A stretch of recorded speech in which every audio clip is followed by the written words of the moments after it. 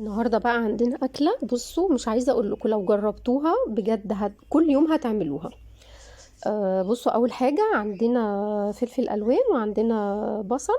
هنقطعهم بالشكل اللي احنا عايزينه، شرايح قطع صغيرة زي ما انت عايزة.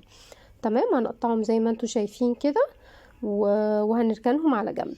وبعد كده بقى نجيب المكون الاساسي بتاعنا اللي بجد بجد تحفه بجد والله العظيم. دي كبد الفراخ. انا جايبه كبده بس، ما جبتش قوانص، كبده بس والقلب معاها. غسلتهم كويس جدا وحطيتهم في ميه بخل. حطيت ميه بتغلي على البوتاجاز، وهحطهم فيها لمده دقيقتين اتنين، واحط معاهم معلقتين خل. تمام. بس مجرد بس ان هي تمسك نفسها بس كده وخلاص، انا مش هسويها. انا بس يا دوبك هتاخد غلوة، وبعد كده هروح مصفياها ومطلعاها عندي. او بصوا زي ما انتم شايفين كده، على فكرة هي لونها حلو جدا، بس الكاميرا للاسف مش مبينة اللون بتاعها كويس. زي ما انتم شايفين كده هنقطعها قطع صغيرة زي ما احنا بنحب. انا قطعتها صغير كده علشان لما اجي اكلها بالعيش، لان انا حبيت ان انا اغمزها كده، هتبقى تحفة بجد. جربوها هتعجبكم قوي قوي. عندنا بقى طاسة على النار.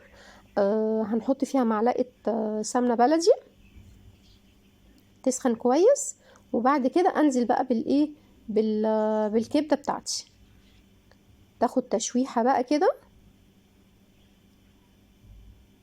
تشويحة حلوة بقى كده، ونحط عليها التوابل بتاعتها.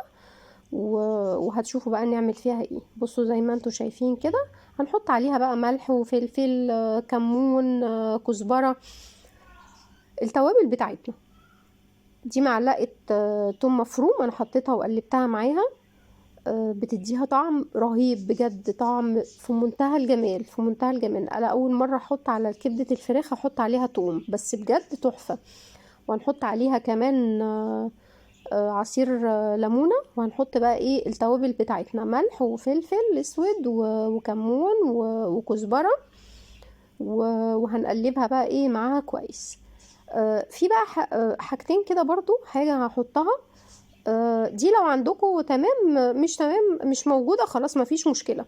بصوا، اول حاجة هنحط الخضار بتاعنا ونقلبه تقليبة واحدة. احنا مش هنقلب فيها كتير، وكده كده الخضار هيدبل وهيبقى فيه قرمشة كده خطيرة بجد، لان احنا كده كده هنطفي عليها بصوا انا كنت نسيت احط الملح.